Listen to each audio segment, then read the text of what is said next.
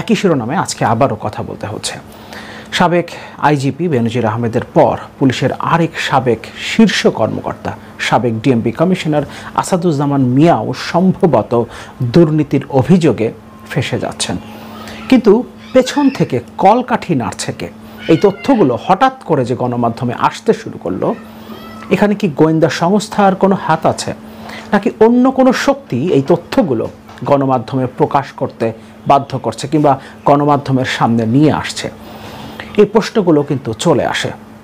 গত কয়েকদিনে প্রায় 14 জন সচিব পদে রদবদল করা হয়েছে, 2 জনকে পদোন্নতি দেওয়া হয়েছে, কিন্তু বাকিদেরকে তাদের আগের দায়িত্ব থেকে সরিয়ে নতুন জায়গায় দায়িত্ব দেওয়া হয়েছে। প্রশাসনের অভ্যন্তরেও কি কোনো অস্থিরতা চলছে? অস্থিরতা চলাটা স্বাভাবিক, কারণ প্রশাসনে যারা আছেন, বিশেষ করে আইনশৃঙ্খলা রক্ষাকারী বাহিনীতে শীর্ষ পর্যায়ের যে কর্মকর্তারা আছেন, বিশেষ করে কয়েকদিন আগে তো 10 জন কর্মকর্তার সরাসরি নাম প্রকাশ করেছে নর্থ ইস্ট নিউজ, যারা বেনজির আহমেদের এই অবৈধ কর্মকাণ্ডের সঙ্গী ছিলেন, সহযোগিতা করেছেন প্রত্যক্ষভাবে। ফলে এখন আইনশৃঙ্খলা রক্ষাকারী বাহিনী সহ প্রশাসনে যারা আছেন, আমলাতন্ত্রে যারা আছেন, তাদের মধ্যে এক ধরনের অস্থিরতা কাজ করাটা স্বাভাবিক এবং সরকারের প্রতি অনাস্থা তৈরি হওয়ার খুব সম্ভাবনা আছে। কারণ এই কর্মকর্তারা দেখছেন, সরকারকে আপনি যখন সার্ভ করলেন, আপনি যখন পদে আছেন তখন, কিন্তু যখন আপনি সাবেক হয়ে যাচ্ছেন, যখন আপনার দুর্নীতির তথ্য ও আপনার অপরাধের তথ্য, আপনি যে বিপুল সম্পদ তৈরি করেছেন সরকারকে সার্ভ করার মধ্য দিয়ে, সরকারি দলকে সার্ভ করার মধ্য দিয়ে, সেগুলো আপনি আর রক্ষা করতে পারছেন না, কিংবা সেগুলোর তথ্য সামনে চলে আসছে এবং আপনি বিপদে পড়ে যাচ্ছেন। এমনকি এমন হতে পারে আপনার বিরুদ্ধে মার্কিন যুক্তরাষ্ট্রের স্যাংশন চলে আসতে পারে, সেক্ষেত্রে আপনি বিদেশেও খুব শান্তিতে থাকতে পারবেন না। এই পরিস্থিতি যখন আপনার উপরে তৈরি হচ্ছে, তখন সরকার আপনাকে সেভ করতে পারছে না, কিংবা হতে পারে সরকার সেভ করতে চাইছেই না, কারণ তারা নিজেরাই প্রচণ্ড রকম চাপের মধ্যে আছে। এই বার্তাটা যখন প্রশাসনের মধ্যে চলে যাবে আরও ব্যাপকভাবে, এই বার্তাটা যখন আমলাতন্ত্রে ছড়িয়ে পড়বে, তখন সরকার সত্যি সত্যি বিপদে পড়ে যাবে।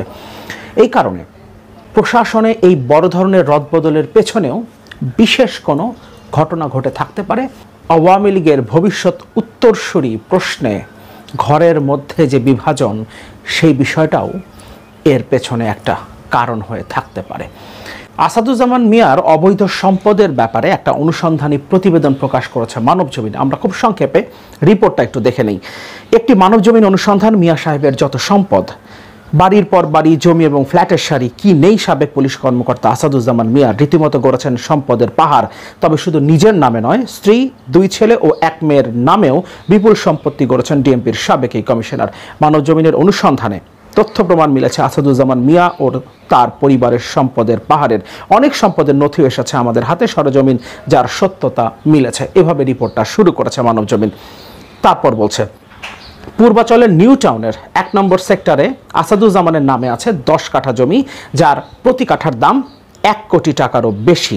পূর্বাচলের 4 নম্বর সেক্টরেও তাদের 5 কাঠার একটা প্লট ছিল, যেটা তারা বিক্রি করে দিয়েছেন। এটা ছিল আসাদুজ্জামানের স্ত্রীর নামে। আফতাবনগরের 3 নম্বর সেক্টরে আছে 21 কাঠা জমি, যেটা আসাদুজ্জামান মিয়ার নামে। একইভাবে বসুন্ধরা আবাসিক এলাকার এল ব্লকের 1 নম্বর লেনের 166 এবং 167 নম্বরে 10 কাঠার ওপর 6 তলা বিশিষ্ট আলিশান বাড়িটি আসাদুজ্জামানের স্ত্রীর নামে। এটা এখন একটা স্কুলকে ভাড়া দেয়া আছে। নিকুঞ্জ 1-এর 8-এর এস রোডের 6 নম্বর বাড়িটি আসাদুজ্জামানের ছোট ছেলে আসিফ মাহাদিনের নামে, কিন্তু এই বাড়ির নেমপ্লেট সম্প্রতি খুলে ফেলা হয়েছে। বাড়িটির মূল্য 10 কোটি টাকার বেশি। সিদ্ধেশ্বরীর রূপায়ণ স্বপ্ন নিলয় 55/1-এর বহুতল ভবনে 3800 থেকে 4000 স্কোয়ার ফিটের একটা ফ্ল্যাট আছে আসাদুজ্জামানের মেয়ে আয়শা সিদ্দিকার নামে, কিন্তু সেই ফ্ল্যাটে বর্তমানে তিনি নেই।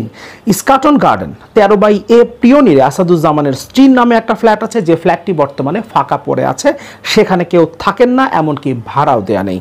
ধানমন্ডির 12/A সড়কের 69 নম্বর বাড়ির B2/5 ভবনে 1 কাঠা জমি সহ আসাদুজ্জামান মিয়ার পরিবারের সদস্যদের নামে একটা ফ্ল্যাট আছে, যার মূল্য 3 থেকে 3.5 কোটি টাকা। আসাদুজ্জামান মিয়ার স্ত্রী আফরোজা জামানের নামে ঢাকা, ফরিদপুর ও নারায়ণগঞ্জের রূপগঞ্জে জমির সন্ধান মিলেছে। 2018 সালে তিনি রাজুক থেকে একটি প্লট বিশেষ কোটায় বরাদ্দ পান, অর্থাৎ আসাদুজ্জামানের স্ত্রী অথচ রাজুকের নীতিমালা অনুযায়ী স্বামী স্ত্রী উভয়ের প্লট বরাদ্দ পাওয়ার সুযোগ নেই। ঢাকার গাজীপুরের কালীগঞ্জে 41% জমি আছে, যেটা কেনা হয়েছে 2017 সালে। সালে একই মৌজায় কেনা হয়েছে 26% জমি। আবার ওই একই মৌজায় 2019 সালে কেনা হয়েছে 39% জমি, অর্থাৎ এখানে 106% জমি একই মৌজায় কেনা হয়েছে, প্রথমে 2017 সালে, পরে 2019 সালে। আসাদুজ্জামানের স্ত্রীর নামে 2020 সালে জোয়ার সাহারা অর্থাৎ খিলক্ষেত নিকুঞ্জ এলাকায় 5 কাঠা জমি কেনা হয়। একই বছরে একই মৌজায় আবার 10 কাঠা জমি কেনা হয়, অর্থাৎ 2020 সালে আসাদুজ্জামানের স্ত্রীর নামে জোয়ার সাহারা মৌজায় 15 কাঠা জমি কেনা হয়েছে। দুটি কোম্পানির অংশীদার হয়েছেন আসাদুজ্জামানের স্ত্রী আফরোজা। এর মধ্যে একটি মৌমিতা ট্রান্সপোর্ট লিমিটেডের চেয়ারম্যান তিনি। এ কোম্পানিতে তার 4000 শেয়ার রয়েছে। আসাদুজ্জামান ডিএমপি কমিশনার থাকাকালীন রাজধানীর রুট পারমিট কমিটির প্রধান ছিলেন। সে সময় মৌমিতা পরিবহনকে রুট পারমিট দেয়া হয়। এই মৌমিতা ট্রান্সপোর্ট লিমিটেডের ভাইস চেয়ারম্যান হারিসুর রহমান সোহান, তিনি আসাদুজ্জামানের স্ত্রী আফরোজার জামানের সৎ ভাই। তিনি একসময় লেবার ভিসায় সৌদি আরবে গিয়েছিলেন, পরে দেশে এসে ব্যবসা শুরু করেন। বর্তমানে নিউ মার্কেটে তাদের নিজস্ব জুয়েলারি দোকান রয়েছে। এছাড়া শেপইয়ার্ড কনসোর্টিয়াম লিমিটেড নামে আরেকটি কোম্পানির চেয়ারম্যান আফরোজা জামান। ওই কোম্পানির পরিচালক আসাদুজ্জামানের বড় ছেলে আসিফ শাহাদাত। আসাদুজ্জামানের এক শ্যালক নূর আলম ওরফে মিলন গাজীপুরের শ্রীপুরে তার 1.5 একর জমি আছে, অথচ আজীবন গ্রামে থাকা মিলনের নির্দিষ্ট কোনো আয় নেই। অন্যদিকে ভাগ্নে কলম ও গ্রামের বাসিন্দা, তিনি বনে গেছেন কয়েক কোটি টাকা দামের জমির মালিক। এই কলম আবার আসাদুজ্জামানের গ্রামের বাড়ির তত্ত্বাবধায়ক, তার নামেও আছে 1.5 একর জমি।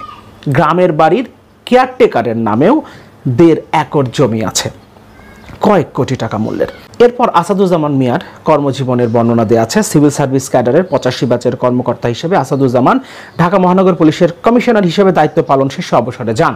পরে 2019 সালের সেপ্টেম্বরে তাকে জাতীয় নিরাপত্তা সংক্রান্ত সেলের প্রধান নির্বাহী কর্মকর্তা পদে নিয়োগ দেয় সরকার। 2022 সালের 14 সেপ্টেম্বর তার নিয়োগের 3 বছরের চুক্তির মেয়াদ শেষ হয়। আসাদুজ্জামান মিয়া ঢাকা মেট্রোপলিটন পুলিশের 33তম কমিশনার ছিলেন। ডিএমপি কমিশন হিসেবে তিনি অবসরে গিয়েছেন এবং তারপর সরকার তাকে আবার 3 বছরের জন্য চুক্তিভিত্তিক নিয়োগ দিয়েছে এবং এই সময় তিনি জাতীয় নিরাপত্তা সংক্রান্ত সেলের প্রধান নির্বাহী কর্মকর্তা ছিলেন। এবং এই সময়ও, অর্থাৎ অবসরে যাবার পর, ডিএমপি কমিশনার হিসেবে অবসরে যাবার পর যখন সরকার তাকে চুক্তিভিত্তিক নিয়োগ দিয়েছে এবং জাতীয় নিরাপত্তা সেলের মতো গুরুত্বপূর্ণ জায়গায়, সেই সময় কিন্তু তার দুর্নীতি এবং অবৈধ সম্পদ অর্জনের প্রক্রিয়াটা চলছেই। এখন সরকার যদি বলে আমরা ঠিক জানতাম না আসাদুজ্জামান মিয়ার এই দুর্নীতি সম্পর্কে, কিংবা তিনি যে এত সম্পদের মালিক হয়েছেন সেই সম্পর্কে আমাদের কাছে কোনো তথ্য ছিল না, তাহলে সেটাকে বিশ্বাসযোগ্য হবে? ডিএমপি কমিশনার হিসেবে আপনারা তাকে নিয়োগ দিয়েছেন, স্বরাষ্ট্র মন্ত্রণালয় তাকে নিয়োগ দিয়েছে এবং তারপর তিনি যখন অবসরে গেছেন তখন আপনি নিশ্চয়ই তাকে আপনার কাজের জন্য যোগ্য মনে করেছেন। এই কারণে তাকে আবার 3 বছরের জন্য চুক্তিভিত্তিক নিয়োগ দিয়েছেন জাতীয় নিরাপত্তা সংক্রান্ত সেলে। তার মানে আপনি আসলে এদেরকেই যোগ্য মনে করেন। এই সরকারের মন্ত্রণালয়, স্বরাষ্ট্র মন্ত্রণালয় এরকম লোকদেরকেই, বেনজির এবং আসাদুজ্জামান মিয়ার মতো লোকদেরকেই যোগ্য মনে করে, যারা বিপুল পরিমাণ অর্থ সম্পদের মালিক হওয়ার সুযোগ নেয় সরকারের কাছ থেকে এবং বিনিময়ে 2014, 18 এবং 2024-এর মতো নির্বাচনের মাধ্যমে ক্ষমতা দখল করতে, বিরোধী দলের নেতাকর্মীদের উপরে দমন পীড়ন করতে, গুম, বিচার বহির্ভূত হত্যাকাণ্ড সংগঠিত করে এই সরকারকে অবৈধভাবে ক্ষমতায় থাকতে সাহায্য করে। এদেরকেই আপনারা যোগ্য মনে করেন এবং এই কারণে তারা যখন অবসরে চলে যান তারপরও তাদেরকে আপনারা ফিরিয়ে আনেন এবং 3 বছরের জন্য চুক্তিভিত্তিক নিয়োগ দেন, যাতে সে তার দুর্নীতি, লুটপাট জারি রাখতে পারে। টিআইবি এই সম্পর্কে কি বলছে সে কথাগুলো লেখা আছে, এই জায়গাটা একটু পড়ি। এরা বলছে, রাজনৈতিক আশীর্বাদ ছাড়া এই ধরনের দুর্বৃত্তায়ন সম্ভব নয়। একাধিক প্রতিষ্ঠানের উচ্চপদস্থ অবস্থান, অপরদিকে রাজনৈতিক আশীর্বাদ একত্রিত হয়ে তাদের দুর্নীতি এবং অসামঞ্জস্য আয় বৃদ্ধি পাচ্ছে। তারা আইনের সুরক্ষার পরিবর্তে ভক্ষক হয়ে গেছেন।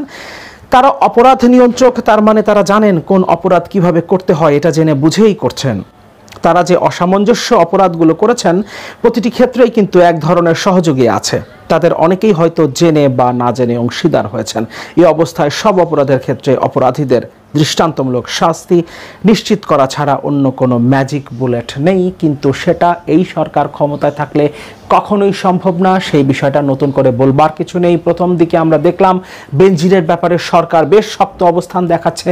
তারা বলছে দুর্নীতি দমন কমিশন তদন্ত করছে এবং তারপর সরকার ব্যবস্থা নেবে, কিন্তু এখন দেখা যাচ্ছে স্বরাষ্ট্রমন্ত্রীর সুর বদলে গেছে।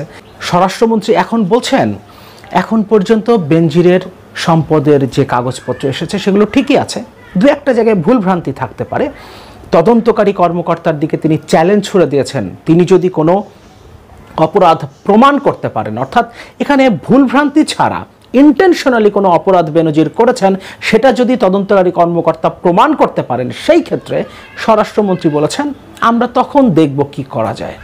তার মানে তখনও যে তার বিচার হবে, তার বিরুদ্ধে মামলা করা হবে, সেটা এখনও নিশ্চিতভাবে স্বরাষ্ট্রমন্ত্রী বলতে পারছেন না। এবং স্বরাষ্ট্রমন্ত্রী যখন এই মন্তব্য করেন তখন দুদকের আইনজীবীও বলতে বাধ্য হন দুদক যদি এখন চায় তাহলে বেনজিরের বিরুদ্ধে মামলা করতে পারে। তার মানে দুদকের আইনজীবীও নিশ্চিত করে বলতে পারছেন না যে দুর্নীতি দমন কমিশন বেনজিরের বিরুদ্ধে কোনো মামলা করবে কিনা। সুতরাং এই সরকার ক্ষমতায় থাকলে এই দুর্বৃত্তদের কোনো বিচার হবে না, সেটা নিশ্চিত। কিন্তু প্রশ্ন হচ্ছে এই তথ্যগুলো হঠাৎ করে একের পর এক সামনে আসছে কেন, এবং সেটাও ডোনাল্ড লুর সফরের পরপরই। ডোনাল্ড লুর সফরের পর প্রথম আজিজের বিরুদ্ধে স্যাংশনটা আসলো, তার আগে অবশ্য বেনজিরের এই অপরাধ দুর্নীতির তথ্য সামনে এসেছিল, কিন্তু এতটা গভীরভাবে না। কালের কণ্ঠে দুটো রিপোর্ট প্রকাশিত হয়েছিল, এরপর আস্তে আস্তে তার অবৈধ সম্পদের বিবরণ আমাদের সামনে আসতে থাকে। এবং এর মধ্যেই এমপি আনারের হত্যাকাণ্ড সরকারকে নতুন করে বিপদে ফেলেছে। আবার সাবেক ডিএমপি কমিশনার আসাদুজ্জামান মিয়ার অবৈধ সম্পদের, বিপুল পরিমাণ অবৈধ সম্পদের একটা অনুসন্ধানী প্রতিবেদন প্রকাশ করলো মানবজমিন। সব কিছু মিলিয়ে বোঝা যাচ্ছে সরকারের মধ্যে কোথাও একটা টানাপোড়েন চলছে, কোথাও একটা। নিশ্চিতভাবে সে কথাটা বলা যায়। বিশেষ করে শুরুতে যেটা বলছিলাম, অতি সাম্প্রতিক সময়ে 14 জন সচিবকে তার জায়গা থেকে সরিয়ে দেওয়া হয়েছে, সচিব পদে রদবদল করা হয়েছে। তার মানে প্রশাসনে অস্থিরতা আছে, আমলাতন্ত্রে অস্থিরতা আছে।